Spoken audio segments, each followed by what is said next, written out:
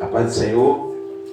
Quero pedir aos irmãos que estão assistindo esse vídeo, já antecipadamente preparem os elementos para a Santa Ceia, que é o pão, o suco de uva, para no término dessa pregação nós possamos participar juntos da Santa Ceia do Senhor.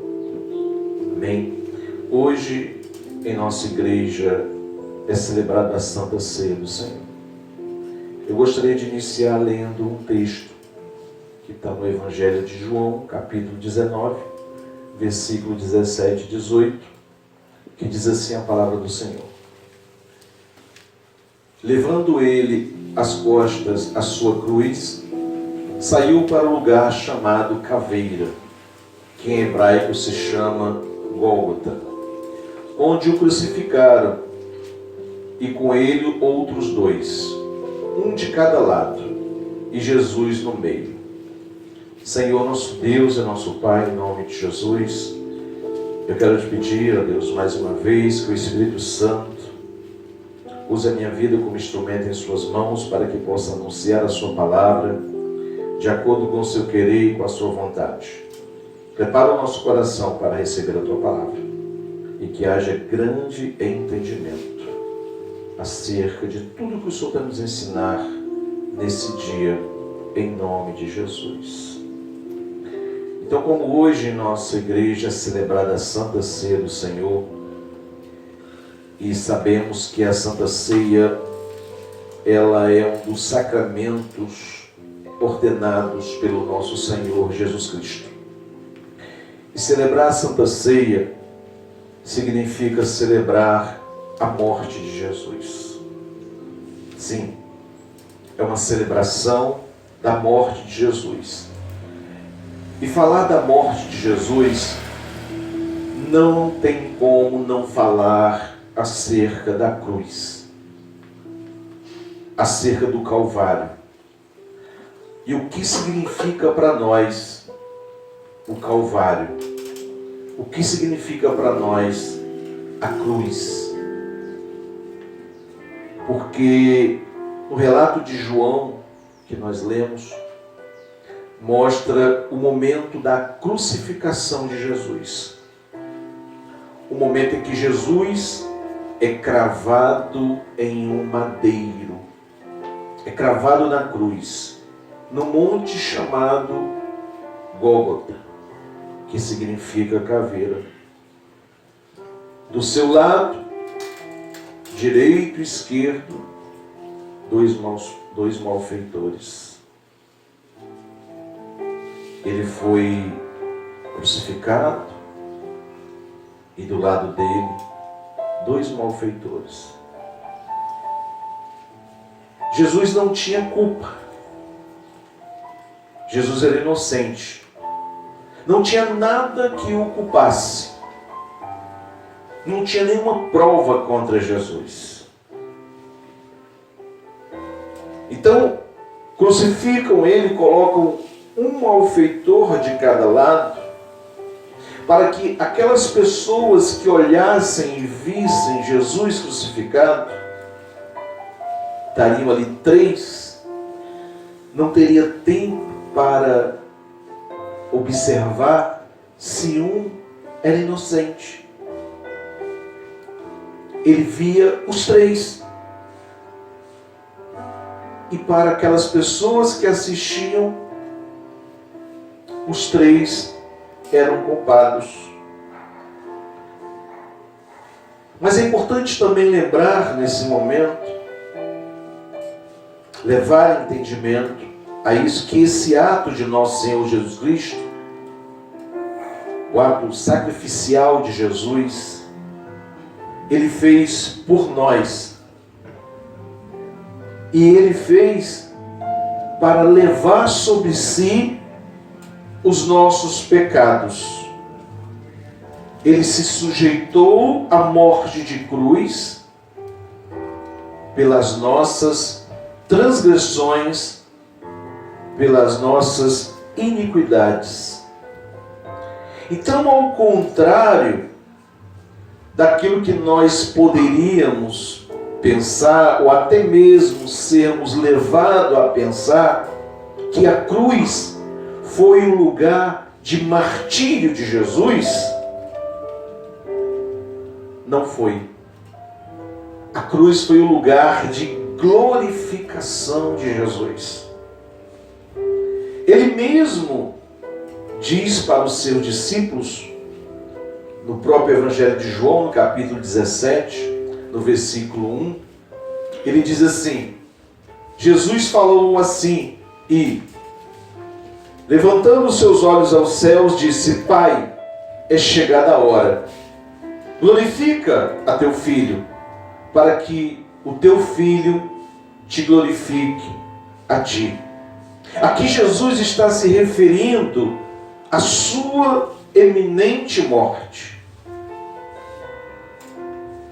Ele está se referindo à morte dele, sendo então a cruz o ponto central do ministério de Jesus terreno. Tudo que Jesus viveu no seu ministério terreno culminaria na morte na cruz. Todos os seus milagres, desde a transformação da água em vinho, até os mortos que ressuscitaram quando ele morreu. Se não fosse o Calvário, se não fosse a cruz, não haveria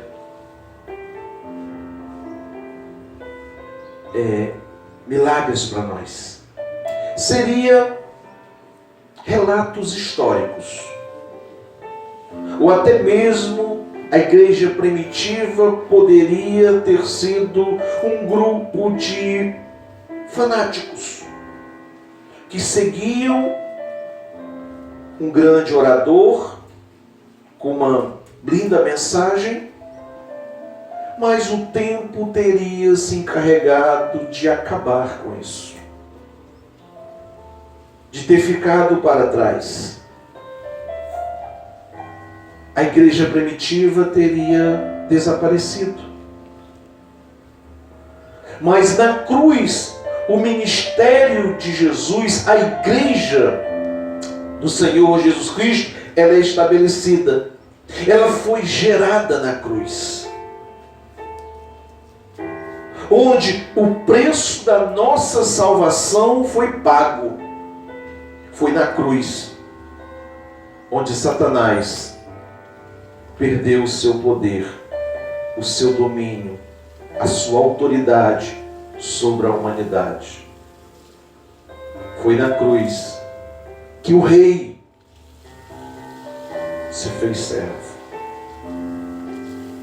Foi na cruz que o leão se fez cordeiro.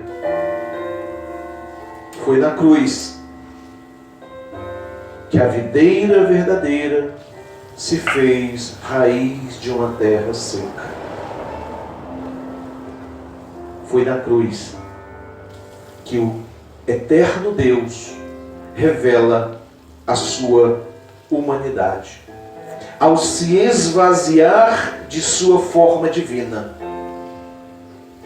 ao se entregar por nós. Para quê? Para pagar o preço das nossas transgressões, dos nossos pecados. Satanás não suporta olhar para a cruz, porque na cruz está a vitória da igreja. Foi na cruz que nós alcançamos a nossa vitória. Logo, o segredo da nossa vitória: não existe mérito em nós. O mérito todo está em Jesus. Jesus conquistou em sua morte, no Calvário, na cruz do Calvário, a nossa vitória, os nossos milagres. Romanos, capítulo 5, versículo 12, diz assim: portanto, Como por um homem entrou o pecado no mundo, e pelo pecado a morte, assim também a morte passou todos os homens, por isso que todos pecaram. Não importa o quão justo ou nobre você pensa de si mesmo, sem Cristo, nós estamos debaixo do agrilhão do pecado. Romanos 3:23 diz: porque todos pecaram e destituídos estão da glória de Deus. Estar debaixo do agrilhão do pecado, isto é, viver no pecado sem perdão. O agrilhão é uma vara que na sua ponta tem um ferro. Ela era utilizada nos animais para forçá-los a permanecer em um jugo, para permanecerem debaixo de um jugo. E assim Satanás utiliza-se do pecado para manter o transgressor debaixo do seu jugo. Mas Jesus, ao se entregar na cruz, ao morrer na cruz, Ele se coloca em nosso lugar para que nós alcancemos o perdão dos nossos pecados e não vivamos mais debaixo do jugo de Satanás. Por quê? Porque Ele perdoou os nossos pecados. O profeta Isaías diz no capítulo 53, versículo 4 até o 5, verdadeiramente Ele tomou sobre si as nossas enfermidades e as nossas dores levou sobre si. E nós o reputávamos por aflito, ferido de Deus e oprimido. Mas Ele foi ferido por causa das nossas transgressões. Ele foi ferido pela minha, pela sua, pela nossa transgressão. O castigo que nos traz a paz, e moído por causa das nossas iniquidades, o castigo que nos traz a paz estava sobre Ele, e pelas suas pisaduras fomos sarados. Logo o pecado não tem mais domínio sobre nós, que estamos em Cristo Jesus. Através do sacrifício de Jesus, nós recebemos o perdão da esperança. Podemos agora termos esperança. Romanos capítulo 6, versículo 14 diz: porque o pecado não terá domínio sobre vós, pois não estáis debaixo da lei, mas debaixo da graça. A lei, ela define o pecado e condena o pecador. Essa é a função da lei. E a graça, através de Jesus, nos dá o perdão. Paulo escreve aos primeiros a Coríntios, 1 Coríntios capítulo 15, do versículo 55 ao 57, ele diz assim: onde está, ó morte, o teu agrilhão? Onde está, ó inferno, a tua vitória? O agrilhão da morte é o pecado, e a força do pecado é a lei. Mas a graça de Deus que nos dá a vitória por nosso Senhor Jesus Cristo. Foi através do sacrifício de Jesus que a ira de Deus foi aplacada. Não pense que a ira de Deus é como a nossa ira, a ira humana. Não. A ira humana, ela é vingativa. A ira humana, ela é demente. A ira humana, ela é irresponsável. A ira de Deus é a reação da santidade dele ao pecado. Então, quando o homem pecou, o Adão, no Éden, a humanidade, simbolizando a humanidade, pecou, tornou da ira de Deus. Ela estava passiva à ira de Deus. Isso significa que a reação de Deus ao pecado da humanidade. Porém, na cruz, Jesus se torna o nosso para-choque, o nosso para-raio, para que nós alcançássemos o perdão. Toda justa ira de Deus cai sobre Jesus. Tudo que nós deveríamos sofrer, Ele sofreu por causa das nossas transgressões. Isaías diz, 53, versículo 4, verdadeiramente, Ele tomou sobre si as nossas enfermidades, as nossas dores levou sobre si, e nós o reputávamos por aflito, ferido de Deus. Ferido de Deus. Por quê? Porque nos ama. Ferido por nós. Levou sobre si as nossas iniquidades, os nossos pecados. Na cruz estava a manifestação da ira de Deus. Isaías 53:10 diz, todavia ao Senhor agradou moê-lo, fazendo enfermar. Quando a sua alma se puser por expiação do pecado, verá a sua posteridade prolongar os seus dias, e o bom prazer do Senhor prosperará na sua mão. Lá estava, no Calvário, na cruz do Calvário, o aflito de Deus.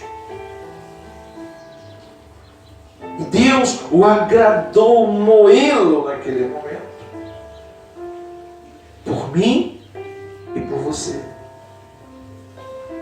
E aquele ato fez com que nós fôssemos livres da ira de Deus.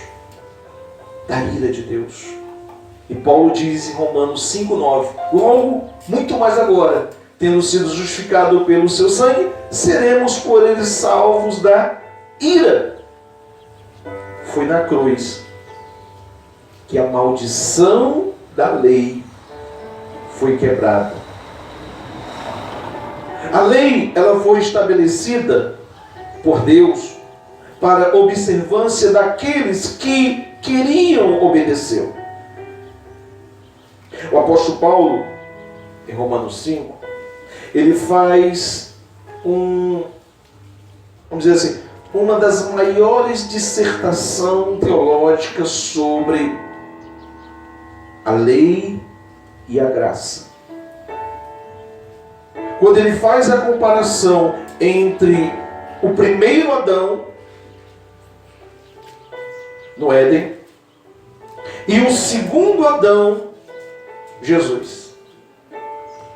E ele revela que exatamente onde o primeiro Adão fracassou, o segundo Adão prevalece. E nessa dissertação, ele então vai fazer o paralelo na continuidade entre a lei e a graça. Ele vai revelar que o homem não poderia ser salvo pela lei.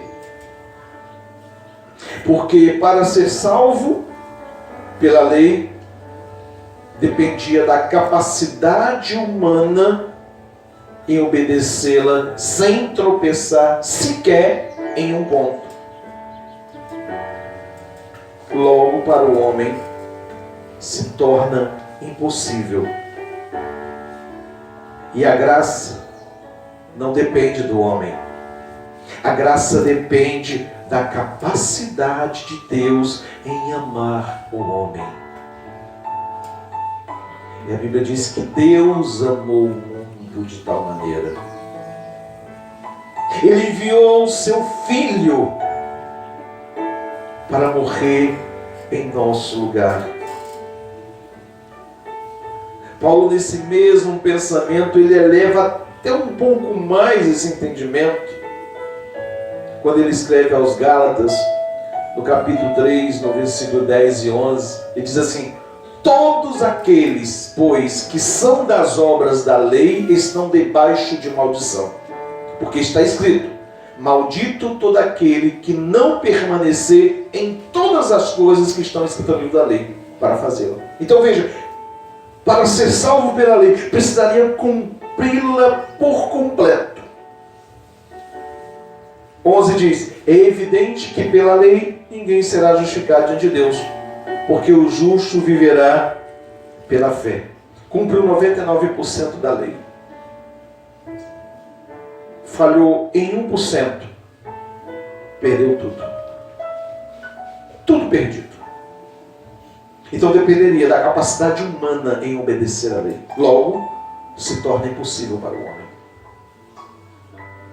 Porém, ele afirma no versículo 13, Gálatas 3:13, Cristo nos resgatou da maldição da lei, fazendo-se maldição por nós, porque está escrito: maldito todo aquele que for pendurado no madeiro.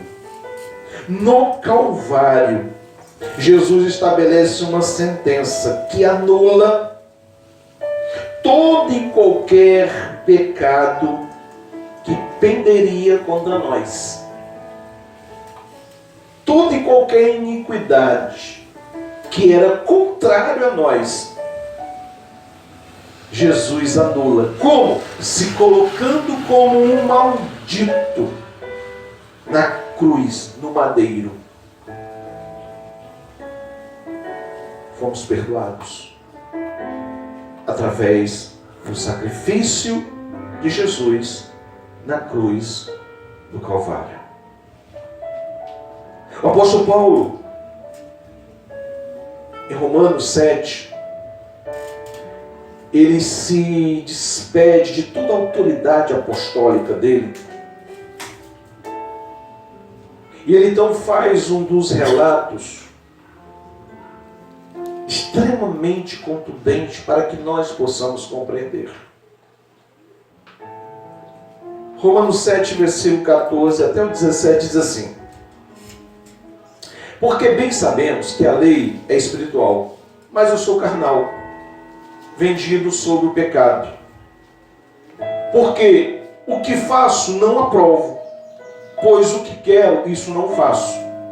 Mas o que aborreço, isso faço. E se faço o que não quero, consisto com a lei que é boa. De maneira que agora já não sou eu que faço isso, mas o pecado que habita em mim. Existe um relato antigo que em Roma, quando se cometia um assassinato e aquela pessoa era julgada e culpada, pegava-se o corpo daquele morto e amarrava no corpo daquele homicida. E com o passar do tempo, aquele corpo morto ia apodrecendo, e aquela pessoa que estava naquele corpo, ela também começava a pegar bactérias, enfermidades, doenças relacionadas àquele corpo que estava colado no seu. Logo, pouco tempo depois, ela morria. Ela morria devido àquele corpo que estava junto dela. E Paulo diz no versículo 24, diz assim: miserável homem que sou, quem me livrará do corpo dessa morte? Paulo está se referindo a isso. É como se o corpo dele, a natureza carnal dele, impede dele fazer o que é certo. Porque a natureza humana, ela é tendenciosa ao pecado. Tenta dizer, miserável homem que sou, quem me livrará do corpo dessa morte? Esse corpo que está colado nele, essa vontade pecaminosa de realizar e fazer o pecado. Ele se coloca como um homem miserável nesse sentido. Mas na continuidade do texto, em Romanos capítulo 8, versículo 1, ele diz assim: portanto, agora nenhuma condenação há para os que estão em Cristo, que não andam segundo a carne, mas segundo o Espírito. Glória a Deus. Então ele diz, para quem anda no Espírito, mas para quem não anda na carne, aqueles que andam no Espírito, esse corpo que estava carnal, colado, foi tirado pelo sacrifício de Jesus no Calvário. No Calvário, Satanás foi derrotado. A cabeça da serpente foi esmagada. O príncipe das trevas foi subjugado no Calvário. Hoje nós estamos livres para andarmos, não segundo a carne, mas segundo o Espírito. Ande segundo o Espírito de Deus, em nome de Jesus.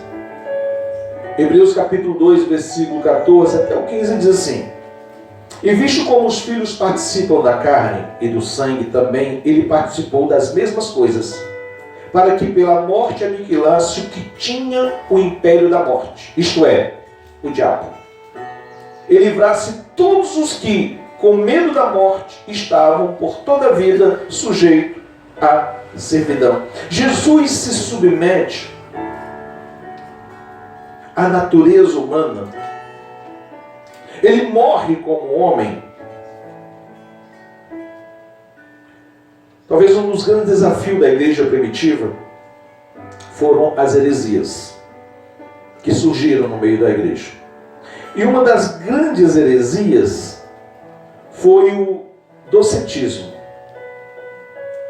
que ensinava que o sacrifício de Jesus foi uma ilusão. Ele não era homem. Logo ele poderia suportar tudo aquilo que ele passou, todo aquele sofrimento, porque ele não era homem. Então seria fácil para ele. Só que não foi. Ele era homem. Ele sentia dor. Ele sentia fome. Ele se emocionava. Ele se cansava.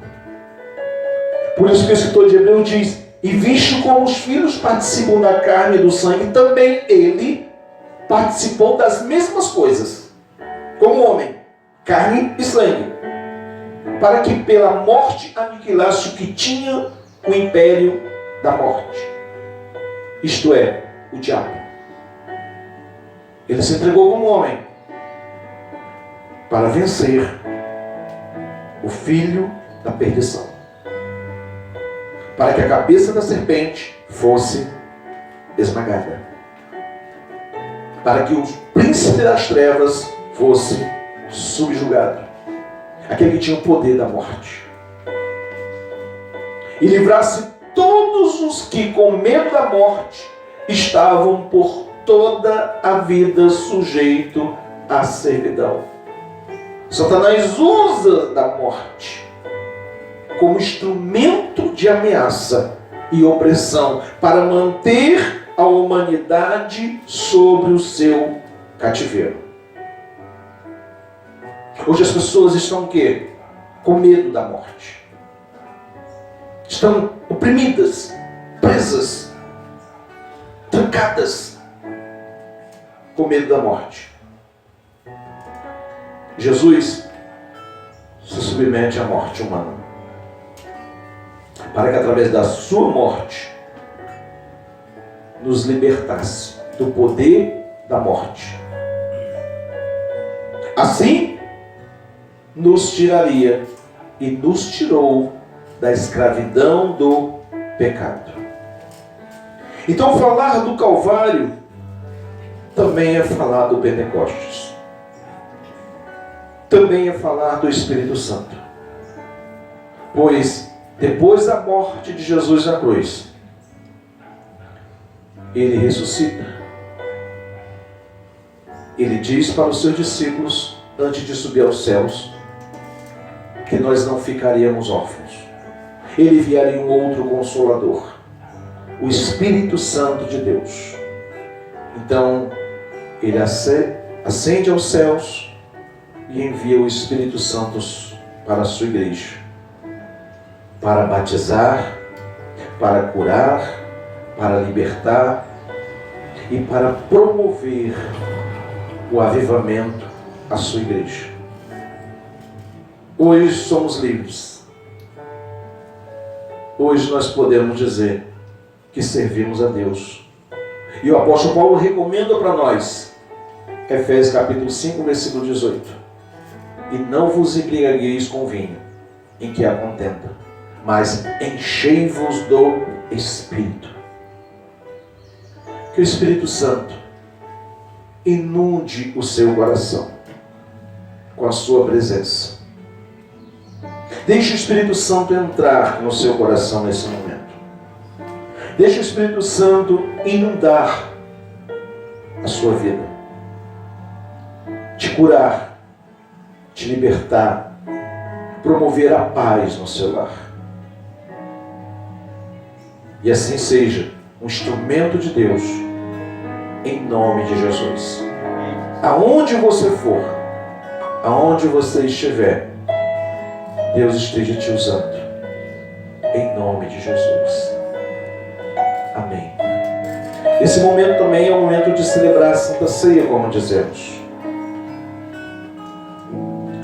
E você que está em casa me ouvindo nesse momento, pegue os elementos da ceia, que já estava previamente preparado. E antes de participarmos, eu gostaria de ler um texto. 1 Coríntios capítulo 11, versículo 23 até o versículo 26, diz assim: porque eu recebi do Senhor que também vos ensinei, que o Senhor Jesus, na noite que foi traído, tomou o pão, e tendo dado graças, o partiu e disse: tomai, comei, isto é o meu corpo que é partido por vós. Fazeis isto em memória de mim. Semelhantemente também, depois de cear, tomou o cálice, dizendo: esse cálice é o novo testamento do meu sangue. Fazeis isto todas as vezes que beberdes em memória de mim. Porque todas as vezes que comerdes esse pão e beberdes esse cálice, anunciai a morte do Senhor até que Ele venha. Então esteja preparado nesse momento, você que está em casa, para participar da ceia do Senhor, em nome de Jesus. Amém. Então, levante aos céus o pão. Diz assim a palavra do Senhor: porque eu recebi do Senhor que também vos ensinei, que o Senhor Jesus, na noite em que foi traído, tomou o pão, e tendo dado graças, o partiu e disse: tomai, comei, isto é o meu corpo que é partido por vós. Fazeis isto em memória de mim. Você que está em casa, com seu pão em suas mãos, participe do corpo de Cristo.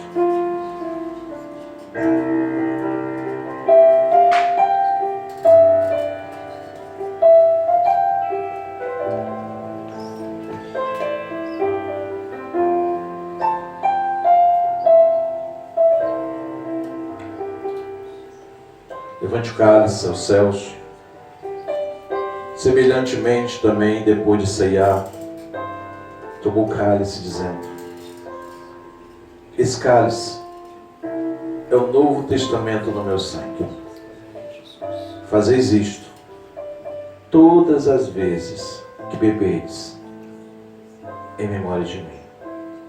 Ao participar, permaneça em silêncio durante alguns segundos.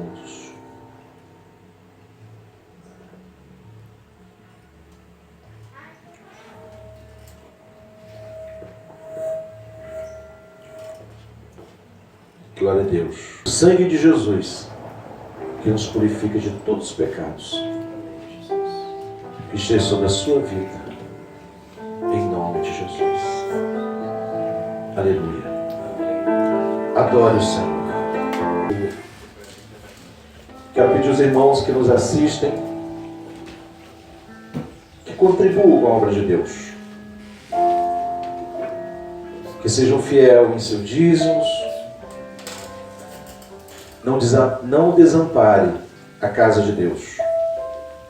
Não desampare a obra de Deus.